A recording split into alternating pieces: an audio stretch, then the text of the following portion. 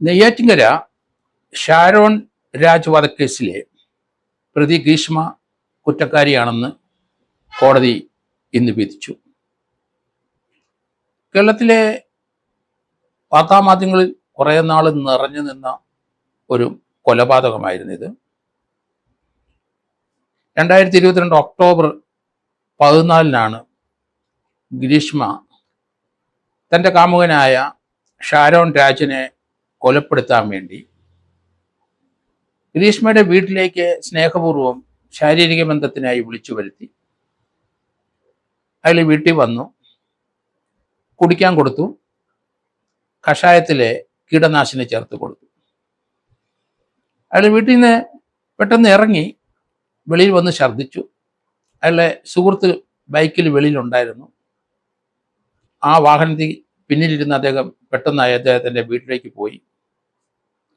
അവിടെ ചെന്നും ഛർദ്ദിച്ചുകൊണ്ടേയിരുന്നു.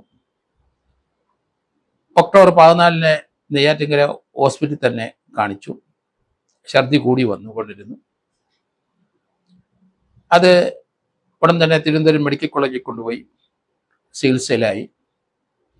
കഷായത്തിലെ കീടനാശിനി ചേർത്ത് കൊടുക്കുകയായിരുന്നു. ഗ്രീഷ്മ നെയ്യൂർ കോളേജിൽ പഠിക്കുന്ന ഒരു വിദ്യാർത്ഥിനിയാണ്. ഗ്രീഷ്മയുടെ കാമുകനാണ് ഷാരോൺ രാജ്.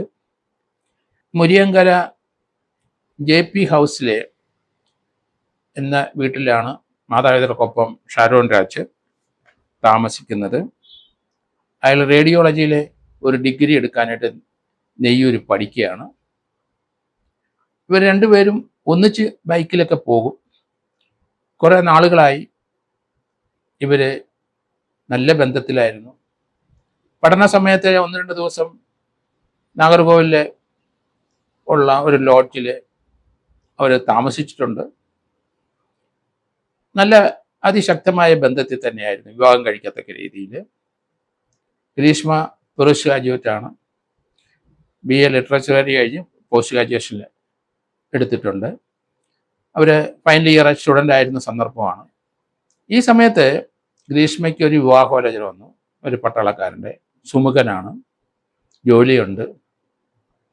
യാദവ് നോക്കിയപ്പം ആദ്യത്തെ ഭർത്താവ് മരണപ്പെട്ടു പോകും, ഭർത്താവ് വാഴില്ല എന്നൊക്കെയാണ് ജാതകത്തിലും പ്രശ്നങ്ങൾ വെച്ച് നോക്കിയപ്പം അവർക്ക് ലഭിച്ചത്. ഇയാൾ ഒഴിഞ്ഞു പോകാൻ അവർ നോക്കിയിട്ട് ഇയാൾ ഒഴിഞ്ഞു പോകില്ല. കല്യാണം നല്ല ഓഫറാണ്, അതിന് കൈ കൊടുക്കേണ്ടിയിരിക്കുന്നു. ഇയാളെ ഒഴിവാക്കാൻ നോക്കിയിട്ട് നടന്നില്ല.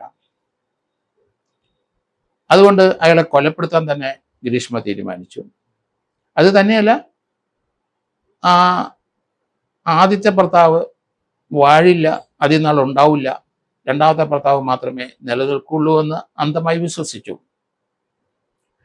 അയാളെ കൊലപ്പെടുത്താനായിട്ട് പല സന്ദർഭത്തിലും അവർ ചില വിഷാംശം കലർന്ന ജ്യൂസൊക്കെ കൊടുത്തെങ്കിലും അതൊന്നും ഏറ്റില്ല. അവരെ ശംഖുമുഖത്തൊക്കെ വരുന്ന സന്ദർഭത്തിലൊക്കെ ജ്യൂസ് ചലഞ്ചൊക്കെ കൊടുത്തു എന്ന് പറയുന്നുണ്ട്. എന്തായാലും കൊലപ്പെടുത്താൻ തന്നെ തീരുമാനമെടുത്ത് ഒക്ടോബർ 14 വീട്ടിലേക്ക് ക്ഷണിച്ചു. വീട്ടിലെ ഗ്രീഷ്മ ഒറ്റയ്ക്കേ ഉള്ളൂ. മാതാപിതാക്കൾ വീട്ടിൽ നിന്ന് മാറിക്കൊടുത്തു എന്നും പറയുന്നുണ്ട്.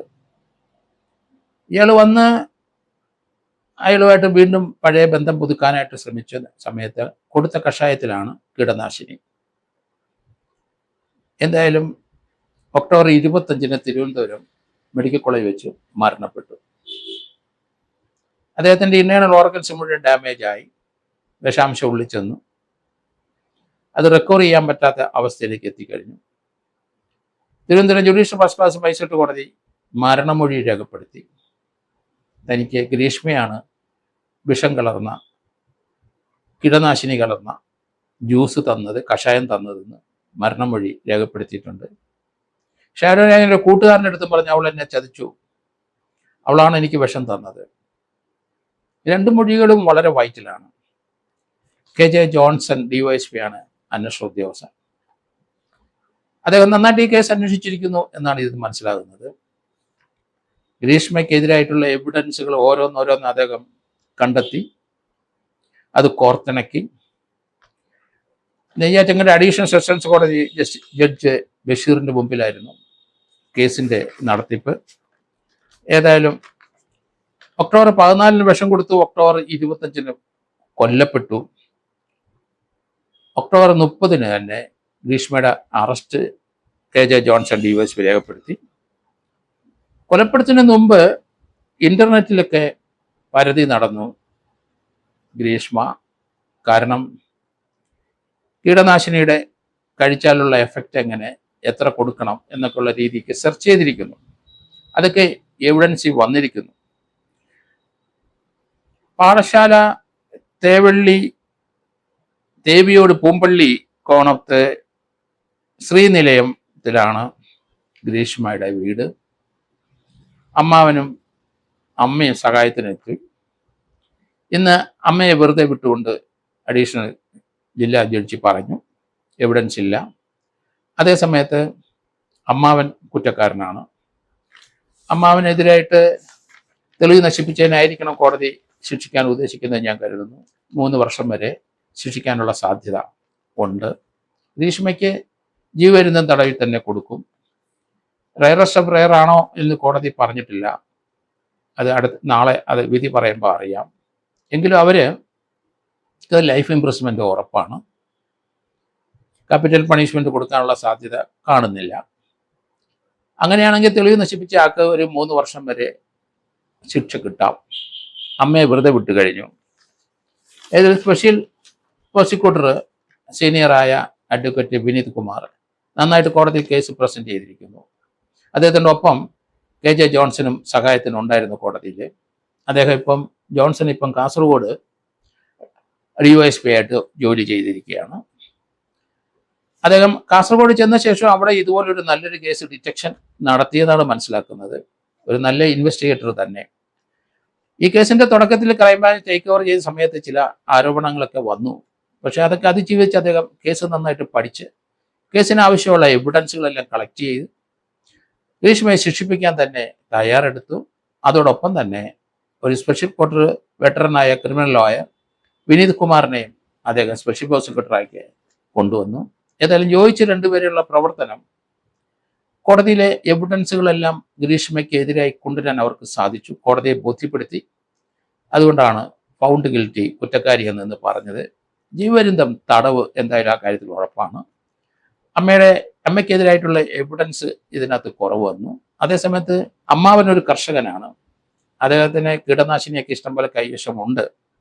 അതുകൊണ്ട് അത് വാങ്ങിച്ചു കൊടുത്ത് കൊല്ലാൻ ശ്രമിച്ച് അദ്ദേഹം കൂട്ടുനിന്നു, അല്ലെങ്കിൽ ഗൂഢാലോചന പങ്കുണ്ട്, അല്ലെങ്കിൽ 302 അദ്ദേഹം ഉണ്ടെന്ന് ഞാൻ കരുതുന്നില്ല.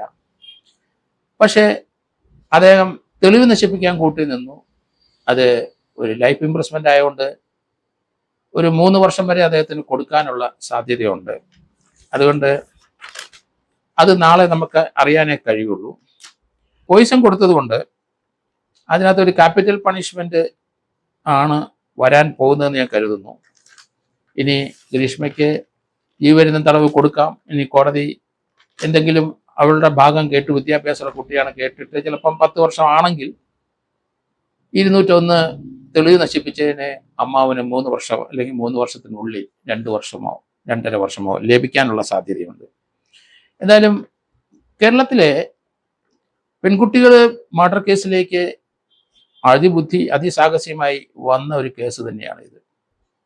രണ്ടുപേരും വളരെയധികം ബന്ധപ്പെട്ടു, ശാരീരിക ബന്ധങ്ങൾ വരെ ഉണ്ടായിരുന്ന അവർ തമ്മിൽ വിവാഹം കഴിക്കാനൊക്കെ തീരുമാനിച്ചത് അന്ധവിശ്വാസത്തിൽ പോയി. അത് തനിക്ക് ആദ്യത്തെ ഭർത്താവ് വാഴില്ല എന്ന് പോസ്റ്റ് ഗ്രാജുവേറ്റായ അവരൊരു അന്ധവിശ്വാസിയായി മാറി.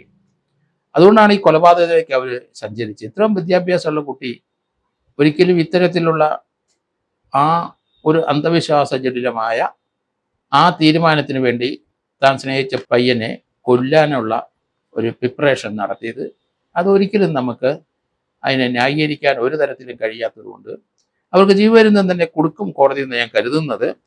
എന്തായാലും നാളെ ഇതിനെപ്പറ്റിയുള്ള വിധി വരുമ്പം ഈ കേസ് നല്ലതായിട്ട് നടത്തിയ KJ ജോൺസനെയും അതുപോലെ തന്നെ സ്പെഷ്യൽ പ്രോസിക്യൂട്ടറെ അഭിനന്ദിക്കാതിരിക്കാൻ ഒക്കില്ല. 95 സാക്ഷികളോളം ഇതിനകത്ത് വിസ്തരിച്ചിട്ടുണ്ട്. ഒക്ടോബർ 30 ഗ്രീഷ്മയുടെ അറസ്റ്റ് ചെയ്ത ശേഷം പിന്നീട് അവർ 1 വർഷം ജയിലിൽ കിടന്ന ശേഷം ജാമ്യത്തിൽ പോയി. അതിനുശേഷം അവരെ ഇന്ന് ഫൗണ്ട് ഗിൽറ്റി ആയപ്പോൾ അവർ വീണ്ടും റിമാൻഡിലേക്ക് പോയിട്ടുണ്ട്. ഏതായാലും ഈ ഒരു സംഭവം കേരളത്തിലെ ജനങ്ങളെല്ലാം നന്നായിട്ട് ശ്രദ്ധിച്ചതും പഠിച്ചതുമാണ്. അതുകൊണ്ട് ഇതുപോലെയുള്ള സംരംഭങ്ങളുടെ മനസ്സിലൊക്കെ തോന്നാം ഒരാളെ ഒഴിവാക്കാൻ. അത് പെൺകുട്ടിയായാലും ശരി, ആൺകുട്ടിയായാലും ശരി. അത് ഒരു കൊലപാതകം അതിന് ഒരു മറുമരുന്നല്ല. അത് പരസ്പരം സംസാരിച്ച് മീഡിയേറ്റർ ഉപയോഗിച്ച് അവരൊക്കെ ആയിട്ട് സംസാരിച്ച് അത് അങ്ങനെയുള്ള ചിന്തകളിൽ നിന്ന് രണ്ടു കൂട്ടരും മാനമായിട്ട് പിന്മാറാൻ ശ്രമിക്കുന്നതാണ് ഉചിതം. അല്ലെന്നുണ്ടെങ്കിൽ രണ്ട് കുടുംബങ്ങൾ, ഒരു കുടുംബത്തിലെ ഷാരോൺ രാജിൻ്റെ മാതാപിതാക്കൾ മകനെ നഷ്ടപ്പെട്ടിരിക്കുന്നു. ആ കുടുംബം ഇപ്പം അതീവ ദുഃഖത്തിലും വിഷമത്തിലുമാണ്. അതോടൊപ്പം തന്നെ ആ പ്രതിയായ ഗ്രീഷ്മയുടെ കുടുംബവും അവരും അതേ രീതിയിൽ തന്നെ ദുഃഖം അനുഭവിക്കുന്നതാണ്. കുട്ടികൾ ചെയ്യുന്ന ഓരോ പ്രവൃത്തികളിൽ നിന്ന് രണ്ട് കുടുംബങ്ങളാണ് തകർന്നു പോയത്. ഏതായാലും ഈ രീതിയിലുള്ള പ്രവൃത്തിയിലേക്കൊക്കെ ചിന്ത മനസ്സിൽ വന്നാലും അവരുടെ വിദ്യാഭ്യാസം കൊണ്ടും മറ്റുള്ളവരുടെ ഉപദേശം കൊണ്ടും അതിൽ നിന്ന് പിന്മാറുന്നതാണ് ഉചിതം.